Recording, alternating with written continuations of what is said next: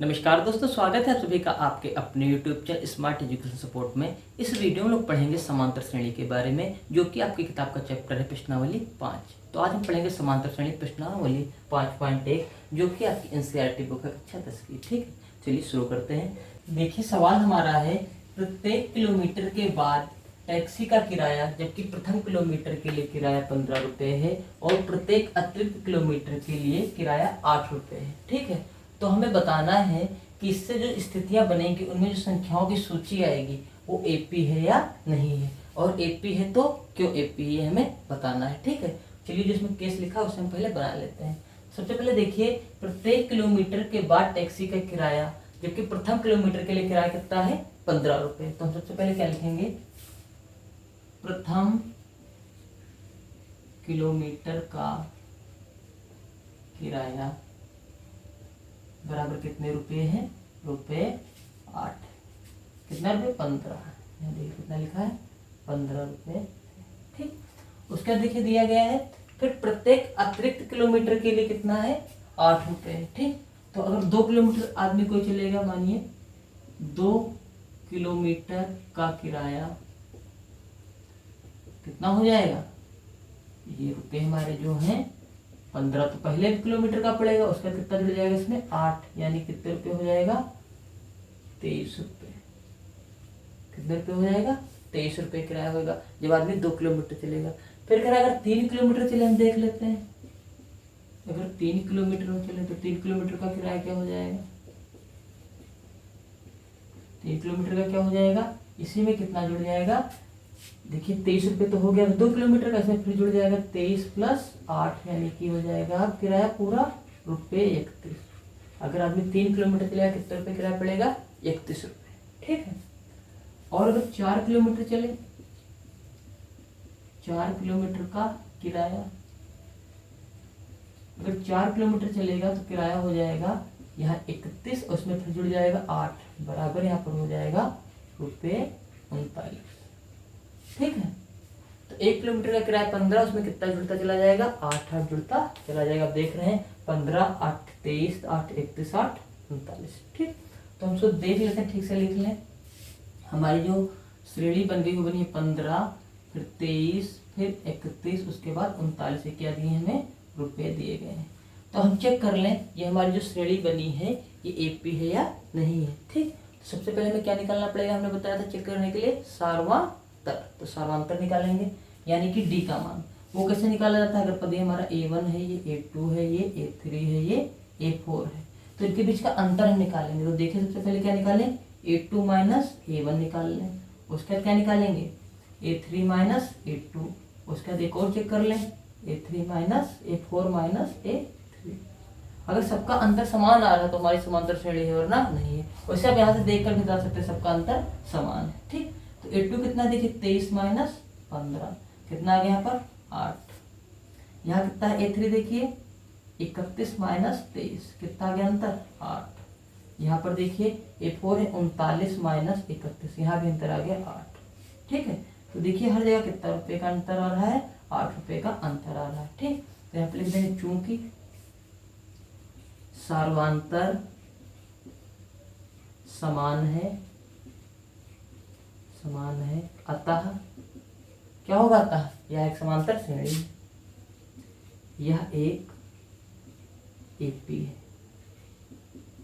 अब एपी का मतलब क्या होता है, जो समांतर श्रेणी है इसको इंग्लिश में कहते हैं अरिथमेटिक प्रोग्रेशन, उसी को हम शॉर्टकट में लिख देते हैं एपी। ठीक, तो समांतर श्रेणी को इंग्लिश में क्या कहते हैं, अरिथमेटिक प्रोग्रेशन। ठीक है, शॉर्ट फॉर्म में से क्या कह देते हैं ए, मतलब समांतर श्रेणी। ठीक है, तो देख सकते हैं आप सवाल। अब देखते हैं नेक्स्ट सवाल। अब देखिए हमारा सवाल है, किसी बेलन में उपस्थित हवा की मात्रा, जबकि वायु निकालने वाला पंप प्रत्येक बार बेलन की शेष हवा का 1/4 भाग बाहर निकाल देता है। एक बेलनाकार पंप है, उसमें कुछ हवा भरी हुई है। जब हम एक बार निकालने वाला पंप प्रत्येक बार एक बार में बेलन का कितना, जो बेलन में है उसका कितना भाग निकाल देता है 1/4। उसके बाद जितनी हवा बचती है उसका फिर से 1/4 भाग बाहर निकाल देता है।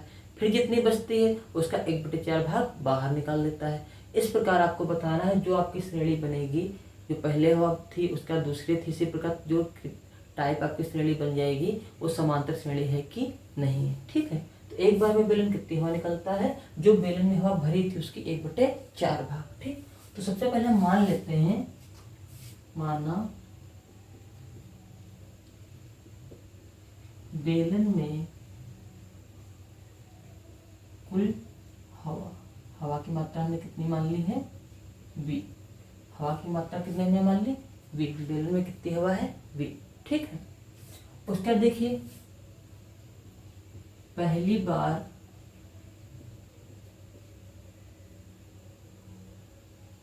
पंप द्वारा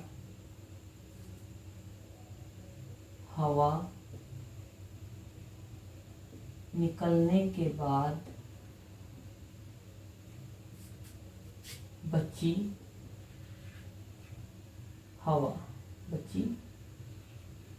कुल हवा, मतलब एक बार पंप हुए तो कितनी हवा निकल गई इसकी हमें बताना है। तो देखिए हवा कितनी थी, V थी, इसकी कितनी भाग निकल गई, 1/4 भाग निकल गई। देखिए पहले हमारी हवा V है और इसमें से कितनी निकल जाएगी, इसका 1/4 भाग। तो V से कितना निकल जाएगा, V गुणे 1/4 भाग। ठीक है, पहली बार में हवा निकली। देखिए यहाँ पर क्या हो जाएगा, टोटल हवा थी V, उससे कितनी निकल गई है, V/4 लिख सकते हैं इसको।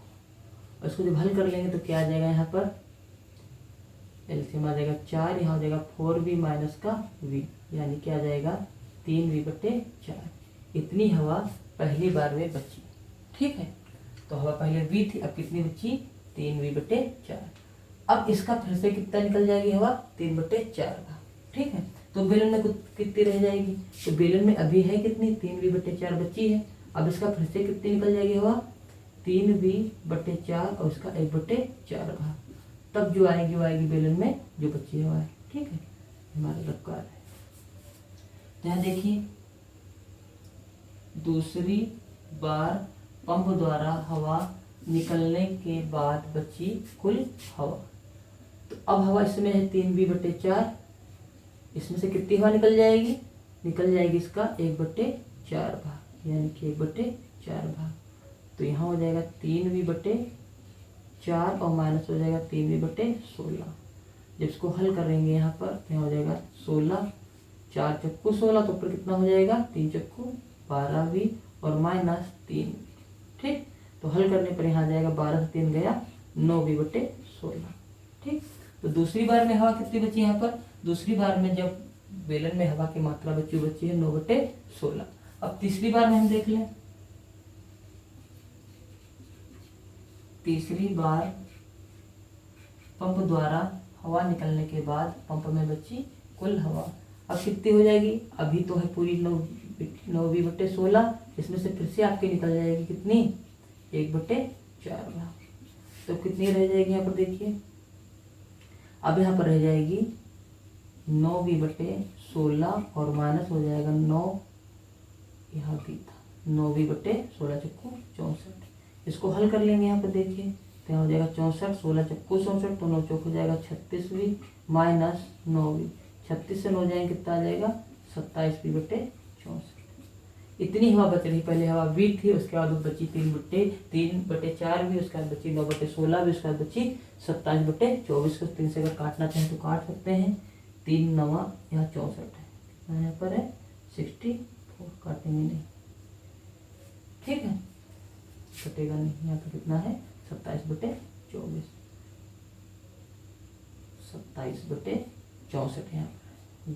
ठीक, अब देखिए अगर हमारी जो श्रेणी बनी हो किस प्रकार बनी है, श्रेणी हमारी बनी है, तरह बनाया जा रहा है, देखिए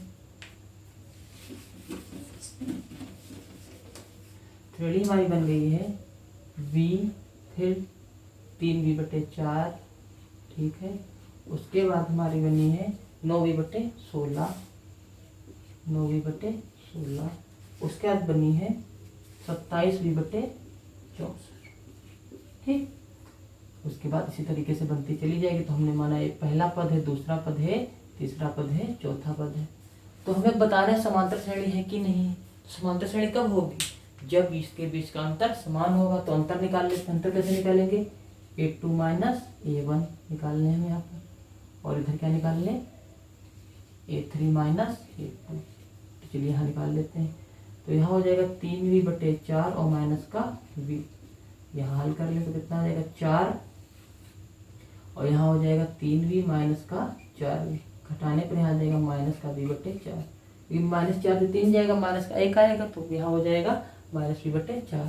यहाँ देखिए क्या बचेगा, यहाँ हो जाएगा 9v/16 और माइनस का 3v/4, यहाँ बचेगा 16, तो यहाँ हो जाएगा 9v और 4 चक्कू 16, हो जाएगा 3 चक्कू 12v, यहाँ बच जाएगा -3v/16। तो देखिए यहाँ पर कुछ और आ रहा है, यहाँ पर कुछ और रहा है, तो हमें A4 माइनस A3 निकालने की जरूरत नहीं है। यहाँ पर ही देख सकते हैं अंतर जो है समान नहीं है, तो यहाँ पर लिख देंगे क्योंकि सर्वांतर समान नहीं है, सर्वांतर समान नहीं है, अतः यह एक AP नहीं होगी। सर्वांतर कहने का मतलब क्या है, पदों का अंतर यहाँ पर समान नहीं आ रहा है, ठीक है। और सर्वांतर क्या होता है, हर जगह जो पदों का अंतर समान, ठीक है। तो यहाँ पर आप लिख सकते हैं सर्वांतर की जगह यदि पदों का अंतर समान नहीं, क्योंकि यहाँ पर पदों का अंतर समान नहीं है, तो यह AP नहीं होगी, ठीक है। तो आई होप आप लोग को सवाल समझ में आ गया होगा। अब देखते हैं नेक्स्ट क्वेश्चन, ठीक है। अब देखिए हमारा क्वेश्चन है, प्रत्येक मीटर की खुदाई के बाद एक कुआं खोदने में आई लागत, जबकि प्रथम मीटर खुदाई की लागत ₹150 है और बाद में प्रत्येक मीटर खुदाई की लागत ₹50 बढ़ती जाती है, ठीक। एक कुआं खोदा जा रहा है, उसमें पहला जो मीटर खुदाई होती है उसके रुपये पड़ते हैं 150, फिर दूसरे मीटर में कितने पड़ते हैं, उसमें ₹50 ऐड हो जाते हैं, यानी कि ₹200। फिर तीसरे मीटर में कितने पड़ते होंगे, उसमें ₹50 और ऐड हो जाएंगे, यानी कि ₹250, ठीक है। चलिए देखते हैं। देखिए सबसे पहले हम क्या लिखेंगे यहाँ पर, प्रथम मीटर कुआं खोदने की लागत, प्रथम मीटर खोदा है तो लागत कितनी आई है, ₹150, ठीक। फिर अगर हम दूसरा मीटर खोलें, दूसरा मीटर कुआं खोदने की लागत, अब फिर ₹150 तो में कितने जुड़ जाएंगे, 150 में जुड़ जाएंगे ₹50, क्योंकि यहाँ पे लिखा है ₹150 तो लागत है ही है, अगले में कितने बढ़ जाएंगे, ₹50 बढ़ जाएंगे, ठीक है। तो दूसरे मीटर में कितने रुपए लगेंगे टोटल, ₹200, ठीक। पहले मीटर की खुदाई थी ₹150 और दूसरे मीटर की खुदाई कितनी हो गई, ₹200, ठीक है। अब देखिए तीसरे मीटर की खुदाई, तीसरे मीटर कुआं खोदने की लागत कितने रुपए हो जाएगी, देखिए 200 तो पड़े ही थे और इसमें कितने जुड़ जाएंगे, 50, क्योंकि 50 बढ़ते चले जाते हैं, टोटल रुपए कितने यहाँ पर पड़ेंगे, 250, ठीक है। इसी तरह रुपए बढ़ते चले जाएंगे। चौथे मीटर के अगर देखा जाए, अगर चौथा मीटर कुआं खोदा जाएगा तो फिर से रुपए बढ़ जाएंगे, कितने हो जाएंगे यहाँ पर, ₹250 और प्लस कितने हो जाएंगे 50, यानी कि यहाँ आ जाएगा ₹300, ठीक। अब देखिए हमें बताना है कि जो हमारी ये श्रेणी बनी है कौन सी बन गई है, 150, 200, 250, 300, ये बताइए समांतर श्रेणी है कि नहीं। तो ये मान लो हमारा पहला पद है, ये हमारा दूसरा पद है, ये हमारा तीसरा पद है, हमारा चौथा पद है। तो अगर पदों का अंतर समान आएगा तो समांतर श्रेणी है, वरना नहीं है, ठीक है। चलिए देखते हैं। तो यहाँ A2 माइनस A1 निकालने कितना आएगा, A3 माइनस A2 निकालने कितना आएगा, और A4 माइनस A3 निकालने कितना आएगा। दो ही चेक कर ले तभी हमें पता चल जाएगा। चलिए मगर हम 3 चेक के ले रहे हैं, आसान था इसलिए। 200 माइनस 150 कितना हो गया, ₹50। यहाँ देखिए कितना हो जाएगा, 250 माइनस 200 कितना आ गया, 50। फिर यहाँ पर देखिए 300 माइनस 250 कितना हो जाएगा, 50। तो हर जगह जो अंतर आ रहा है कितना आ रहा है, ₹50 का। ध्यान लिख देंगे क्योंकि पदों का अंतर, या लिख सकते हैं डायरेक्ट सर्वांतर, पदों का अंतर क्या है यहाँ पर, समान है, अतः यह एक AP है। AP मतलब समांतर श्रेणी, ठीक है। देख लीजिए, इसका हम देखते हैं अगला सवाल। अगला सवाल हमारा है, खाते में प्रत्येक वर्ष का मिश्रधन जबकि 10,000 रुपए की राशि 8% वार्षिक ब्याज की दर से चक्रवृद्धि ब्याज पर जमा की जाती है, ठीक। अब चक्रवृद्धि मिश्रधन क्या होता है? चक्रवृद्धि मिश्रधन होता है जब कोई हमारा एक, मान लो हमने कुछ पैसे दिए किसी ब्याज पर, तो ब्याज जो हमें मिले उसे मूलधन में जोड़ दें, वो हमारा होता है मिश्रधन। मिश्रधन क्या होता है? मूलधन प्लस ब्याज, ठीक। और चक्रवृद्धि ब्याज क्या होता है? चक्रवृद्धि ब्याज ये होता है कि हमारा जो मूलधन है उसमें ब्याज जुड़ जाए, उसके बाद उस पर फिर से अगले साल ब्याज चले, वो क्या हो जाता है? चक्रवृद्धि ब्याज, ठीक है। तो देखिए मिश्रधन हमारा क्या होता है? मूलधन प्लस ब्याज। तो मिश्रधन निकलता कैसे? उसका सूत्र होता है, आप लोगों ने पढ़ा होगा पिछली कक्षा में, कक्षा 8 वगैरह में। मिश्रधन बराबर होता है, इसे लिखते हैं ए से, यानी कि अमाउंट, ये हो जाता है ए बराबर पी, यहाँ होता है 1 + r/100⁴n, ठीक है। यहाँ पर ए तो मिश्रधन हो गया और पी बराबर क्या हो जाता है? मूलधन। ये क्या हो जाता है? मूलधन। आर बराबर यहाँ पर क्या हो जाती है? दर, और एन बराबर हो जाता है समय, ठीक। तो 1 वर्ष का अगर निकालना तो एन बराबर 1 हो जाएगा, 2 वर्ष का निकालना एन बराबर 2 हो जाएगा। तो 2 वर्ष में टोटल कितना आपको साधारण ब्याज चक्रवृद्धि ब्याज लगाने का आपको पूरा मिश्रधन मिलेगा, हमें जानकारी मिल जाती है, ठीक है। तो यहाँ पर देखिए हमें रुपये कितने जमा करने थे? 10,000, ठीक। और हमें देखना था कि हर साल मिश्रधन जो मिलेगा, पहले साल में, उसका 2 साल बाद, उसके बाद 3 साल बाद, तो टोटल आपका जो मिश्रधन आएगा उसमें जो आपकी अंक आएंगे, यानी कि जो आपकी संख्याएं की सूची एक आएगी, वो समांतर श्रेणी होगी या नहीं होगी। सबसे पहले निकाल लेते हैं पहले वर्ष में जो आपको मिश्रधन मिलेगा वो, ठीक। सबसे पहले हमारा जो मूलधन दिया था, मूलधन हमारा तो था कितना? रुपये 1 2 3 4 10,000, और जो हमारी दर थी, दर कितनी थी? 8% वार्षिक, ठीक। तो सबसे पहले हम लिख लेते हैं प्रथम वर्ष का मिश्रधन, प्रथम वर्ष का मिश्रधन निकाल लेते हैं। तो प्रथम वर्ष का मिश्रधन क्या हो जाएगा? देखिए 1 बराबर पी 1 प्लस, इसे हम मान लें A1, इसे अगर मान लेते हैं, इसे मान लेते हैं हम A2, ठीक। इसे हमने मान लिया A1, मूल्य कितना था? A1, इसे मान लिया A2। 1 बराबर पी 1 प्लस r/100⁴n, यही तो सूत्र होता है, तो इसमें मान रख दें। तो P का मान दिया है 10,000, और 1 + r का मान दिया है 8/100⁴n। ये हमने किसने निकाला? पहले साल के लिए। कितने साल के लिए? प्रथम साल के लिए, ठीक। तो हल करेंगे तो यहाँ 4 से काट देंगे, 4 दूनी 8, 4 दूनी 8, 4 पंचे 20, तो 10,000, और इससे हल करेंगे आप जाएगा 25, यहाँ एलसीएम लेंगे तो यहाँ पर भी आ जाएगा कितना? 25, और प्लस 2 की पावर 1 लिखो चाहे ना लिखो। अब यहाँ हो जाएगा 10,000 गुणे 25, 2 हो जाएगा यहाँ पर 27/25, 25 से काट दें, 25 चक्कू 100 और 2 जीरो उतार लेंगे, तो यहाँ पर 2 जीरो हमने पहले उतार लिया, 27 चक्कू 108। इतने रुपए हमारा हो जाएगा 1 वर्ष का मिश्रधन, ठीक। हमारा मूलधन देखिए कितना था? 10,000 था, जो हमारे कितने बढ़ रहे हैं? 800 रुपये, ये हमारे इसमें ब्याज जुड़ गए, ठीक। अब जब अगले साल फिर से इस पर ब्याज चलता है तो ये इतने पर चलेगा, ना कि 10,000 रुपये, तो वही होता है चक्रवृद्धि ब्याज। तो अब हम निकाल लेंगे 2 वर्ष की, क्या निकाल लें? 2 वर्षों का मिश्रधन, इसे हम लिख लेते हैं A3, तो डायरेक्ट लिख दे रहे हैं।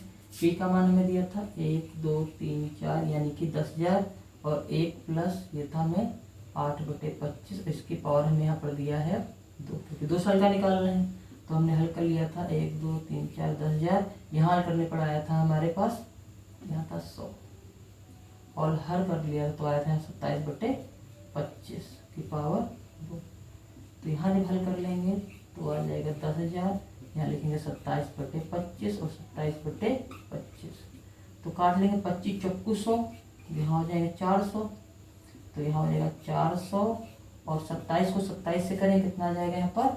729, और बटे फिर 25 से, 25 से काटेंगे, 25 1 कम 25 आए कितने? 15, 25 छक्का 150, तो यहाँ पर आ जाएगा देखिए 16 गुणे 729।